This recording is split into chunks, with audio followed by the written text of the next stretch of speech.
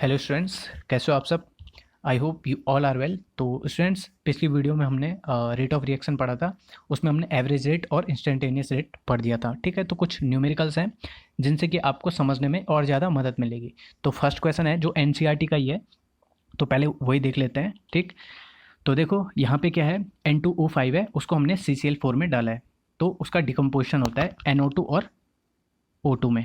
ठीक, तो देखो N2O5 का क्या हो रहा है, क्या होगा, डिसअपेरेंस होगा, मतलब वो धीरे धीरे उसका कॉन्सेंट्रेशन कम होगा। तो सपोज इनिशियल जो उसका कॉन्सेंट्रेशन था, जो मोलैरिटी थी, वो 2.33 थी, और 184 मिनट्स के बाद वो कितना हो गया, 2.08 हो गया। उसका जो भी कॉन्सेंट्रेशन है, जो भी मोलैरिटी है, वो इतनी हो गई। ठीक, तो हमें क्या निकालना है, एवरेज रेट निकालना है, आवर्स में, मिनट्स में और सेकेंड्स में, तीनों में निकालना है। ठीक, और साथ ही साथ हमें क्या निकालना है, rate of production of NO2 during this period, इसी पीरियड में, जो कि 184 मिनट्स है।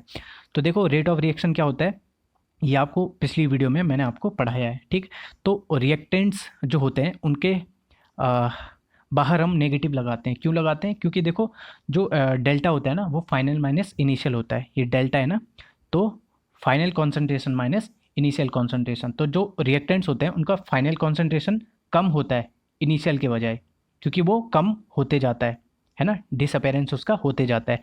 तो delta final minus delta initial होगा। ठीक, तो रिएक्टेंट में क्या होगा, ये वैल्यू नेगेटिव हो जाएगी। तो इसीलिए हम बाहर नेगेटिव साइन लगाते हैं, ताकि जो भी रेट ऑफ रिएक्शन हो वो पॉजिटिव में आ जाए। क्योंकि ये नेगेटिव होगा, फिर ये बाहर नेगेटिव, तो नेगेटिव नेगेटिव पॉजिटिव, समझ में आ गया। और जो प्रोडक्ट हैं उनका जो रेट ऑफ रिएक्शन होता है, ये तो पॉजिटिव में होता ही है। ठीक, क्योंकि उनका तो फॉर्मेशन होता है ना, तो फाइनल जो कॉन्सेंट्रेशन होगा वो तो ज़्यादा होगा। ठीक, और डिवाइड में जो स्टोइकियोमेट्रिक कोफिशिएंट होते हैं वो हम रखते हैं। तो ये पिछली वीडियो में आपको पूरा पढ़ाया है मैंने। ठीक, तो अभी देखते हैं। देखो N2O5 की बात कर रहे हैं ना। ठीक, तो ये, तो डेल्टा फाइनल कॉन्सेंट्रेशन, तो फाइनल कॉन्सेंट्रेशन क्या है, 2.33 है, माइनस इनिशियल कॉन्सेंट्रेशन कितना है, 2.08 है। ठीक, डिवाइड में क्या करेंगे, फाइनल जो टाइम है कितना है, 184 मिनट्स, माइनस इनिशियल टाइम कितना होगा, 0, तो इज इक्वल टू कितना हो जाएगा, 184 मिनट्स हो जाएगा। समझ में आ रहा है। और डिवाइड में मतलब डिवाइड में 2 हो जाएगा, मतलब इनटू हाफ हो जाएगा। ठीक, तो देखो ये है, मैंने पहले से लिख दिया ताकि ज़्यादा टाइम वेस्ट ना हो। तो ये देखो, सिंपल यही करना है, और मिनट्स में ये हमें मिल जाएगा। मिनट्स में तो आपने आसानी से निकाल लिया है। ठीक, अब देखो इसको सॉल्व करना कर भी सकते हैं आसानी से, पर जो पॉइंट्स में वैल्यूज़ होती हैं उनको डिवाइड करना फिर आपको पता है हार्ड होता है, पर पेपर में कैलकुलेटर हम ले जा सकते हैं, वो आपको पता है। ठीक, आप लोग अब देखो, हमें अगर आवर्स में निकालना है तब क्या करना है, देखो मिनट्स को हमें 60 से डिवाइड करना पड़ता है। आपको पता है जब 1 आवर में कितने मिनट्स होते हैं, 60 मिनट होते हैं। ठीक, तो मिनट्स को आवर्स में चेंज करने के लिए 60 मिनट से डिवाइड करना पड़ता है, ये आप लोगों को अच्छे से पता होगा। ठीक, तो मिनट्स को 60 मिनट से डिवाइड करेंगे तो ये 60 फिर ऊपर चल जाएगा, तो 60 मिनट्स पर आवर, यही होता है ना, पर आवर में कितने मिनट्स होते हैं, 60 मिनट्स। ठीक, या हम कह सकते हैं 1 आवर पर 60 मिनट, पर यहाँ पे क्या होगा, 60 मिनट ऊपर जा रहा है। ठीक, और आवर नीचे आएगा। समझ में आ रहा है, पर आवर में।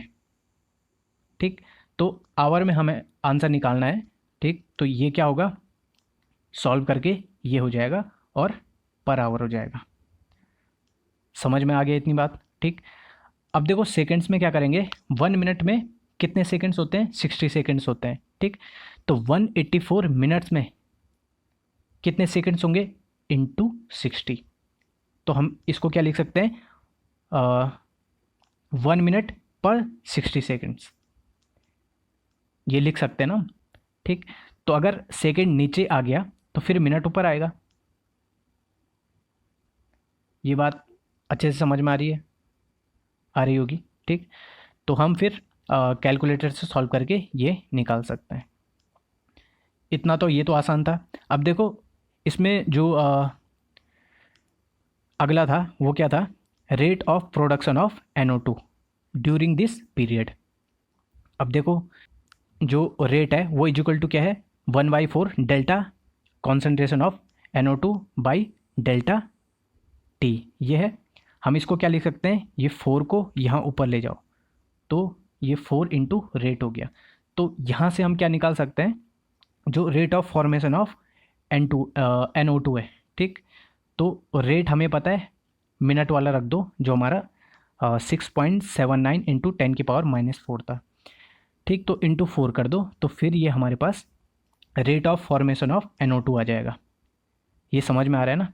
देखो इनके फॉर्मेशन और जो अपीयरेंस होता है प्रोडक्ट का, और जो रिएक्टेंट का डिसअपेरेंस होता है, उनका जो रेट होता है वो अलग चीज़ हो गई, और जो रेट ऑफ रिएक्शन होता है वो अलग चीज़ हो गई। ओके, समझ में आ गया, ठीक है। तो हम अगला क्वेश्चन देखते हैं। देखो ये क्वेश्चन है, इसमें क्या हो रहा है, अमोनिया और ऑक्सीजन आपस में रिएक्ट कर रहे हैं एट अ हाई टेम्परेचर।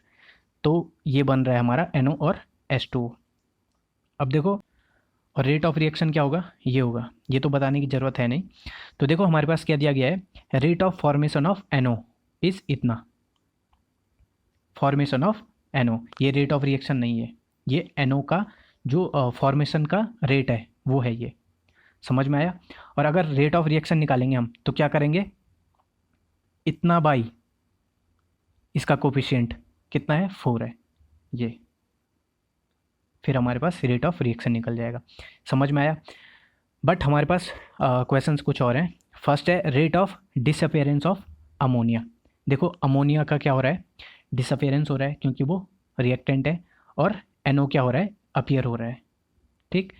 अब देखो दोनों का क्या है, 1/4 है, इसका भी 1/4 है, ठीक। ये 4 मोल ख़त्म हो रहा है तो ये 4 मोल बन रहा है। तो इसका मतलब क्या हो गया, जो rate of formation of NO है वही क्या है, rate of disappearance of ammonia है। तो फिर पहले वाले का आंसर फिर इतना ही हो जाएगा, 3.6 इंटू 10⁻³ सेकेंड है rate of formation of water.